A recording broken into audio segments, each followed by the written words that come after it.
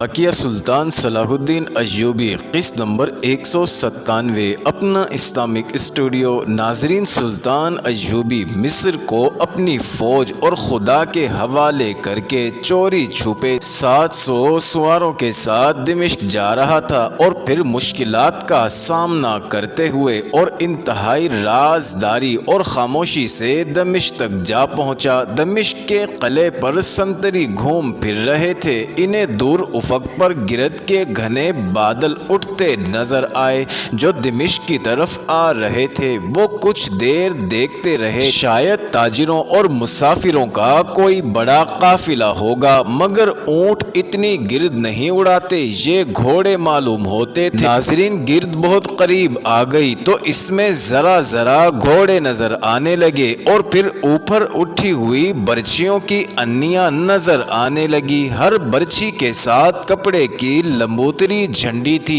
یہ بلا شک و شبہ کوئی فوج تھی، اور یہ فوج خلیفہ کی نہیں ہو سکتی تھی۔ ایک سنتری نے نقارہ بجا دیا، قلعے کی دوسری دیواروں پر بھی نقارے بج اٹھے۔ قلعے میں جو فوج تھی وہ تیاری کی پوزیشنوں میں آ گئی۔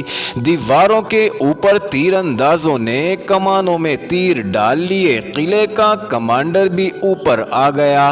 گرد اڑاتے ہوئے سوار قلعے کے قریب آ گئے اور حملے کی ترتیب میں آ کر رک گئے۔ قلعے کے کمانڈر نے سواروں کے کمانڈر کا جھنڈا دیکھا تو وہ ٹھٹک گیا۔ یہ صلاح الدین ایوبی کا جھنڈا تھا۔ قلعہ دار کو سرکاری طور پر بتایا جا چکا تھا کہ سلطان ایوبی نے خود مختاری کا اعلان کر دیا ہے، جس کا مطلب یہ تھا کہ اگر وہ اس طرف آئے تو اسے بلا روک و ٹوک شہر میں داخل نہ ہونے دیا جائے۔ آپ کس ارادے سے آئے ہیں؟ قلعہ دار نے پوچھا۔ اگر خلیفہ سے ملنا ہے تو اپنے سوار دور پیچھے لے جائیں اور اکیلے آگے آئیں۔ خلیفہ سے کہہ دو کہ صلاح الدین ایوبی باہر بلا رہا ہے۔ صلاح الدین ایوبی نے بلند آواز سے کہا، اور تم سن لو، میرے سوار پیچھے نہیں جائیں گے، شہر میں جائیں گے۔ خلیفہ کو اطلاع دو کہ وہ باہر نہ آیا تو بہت سے مسلمانوں کا خون اس کی گردن پر ہوگا۔ صلاح الدین بن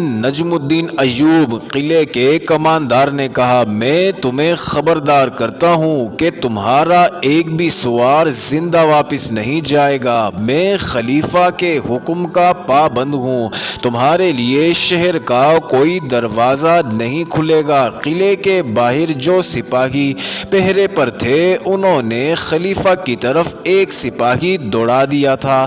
یہ ان لوگوں کی ڈیوٹی تھی کہ خلیفہ کو خطرے سے آگاہ کر دیں تاکہ فوج کو تیاری کا حکم دیا جائے۔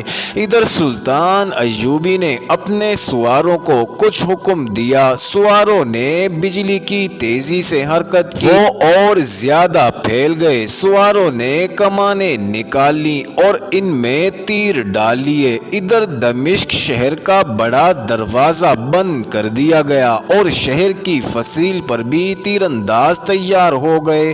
قلعہ دار یعنی قلعے کا کمانڈر غالباً خلیفہ کے حکم یا شاید اندر سے آنے والی فوج کا انتظار کر رہا تھا۔ اس نے کوئی کارروائی نہ کی، مقابلے کے لیے وہ تیار تھا۔ ناظرین، خلیفہ کو باہر کی صورتحال کی اطلاع مل گئی۔ وہ بچہ تھا، ایک بار تو جوش میں آ گیا، پھر گھبرا گیا۔ اس کے مشیروں نے اس کا حوصلہ بڑھایا اور اس سے حکم دلوایا کہ فوج باہر نکل کر سلطان ایوبی کو گھیرے میں لے لے اور ہتھیار ڈلوا کر سلطان ایوبی کو گرفتار کر لے۔ اسی اثنا میں شہر کے لوگوں کو بھی پتہ چل گیا کہ سلطان ایوبی فوج لے کر آیا ہے۔ نور الدین زنگی کی بیوہ حرکت میں آ گئی۔ اس نے عورتوں کو جو زمین دوز جماعت بنا رکھی تھی ہی وہ بھی سرگرم ہو گئی۔ گھر گھر اطلاع پہنچ گئی کہ سلطان ایوبی آیا ہے۔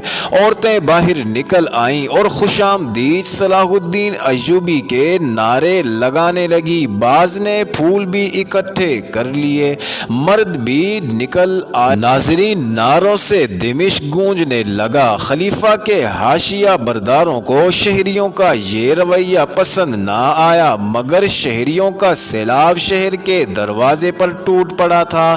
لوگ شہر کی فصیل پر بھی چڑھ گئے تھے اور سلطان ایوبی کو خوش آمدید کہہ رہے تھے۔ خلیفہ اور اس کے حواریوں کو سب سے بڑی چوٹ یہ پڑی کہ انہیں یہ اطلاع ملی کہ فوج نے سلطان ایوبی کے مقابلے میں آنے سے انکار کر دیا ہے۔ سپاہیوں تک تو حکم ہی نہیں پہنچا تھا، انکار کرنے والے سالار اور دیگر کمانڈر تھے۔ کمانڈروں میں کچھ ایسے تھے جو امراء کے پروردہ تھے، وہ اپنے دستوں کو تیاری کا حکم دینے لگے تو خلیفہ کے مخالف کمانڈروں نے انہیں خبردار کر دیا کہ انہوں نے سلطان ایوبی کے خلاف ہتھیار اٹھائے تو انہیں گھوڑوں کے پیچھے باندھ کر شہر میں گھسیٹا جائے گا۔ 3-4 کمانڈروں نے ایک دوسرے کے خلاف تلواریں نکال لیں۔ معاملہ خون خرابے تک پہنچنے والا تھا کہ زنگی کی بیوہ آ پہنچی۔ یہ عورت پاگلوں کی طرح بھاگ دوڑ رہی تھی، وہ گھوڑے پر سوار تھی، گھوڑا بری طرح ہانپ رہا تھا۔ وہ دیکھنے آئی تھی کہ فوج کیا کر رہی ہے، کہیں خانہ جنگی کی صورت تو پیدا نہیں ہو گئی۔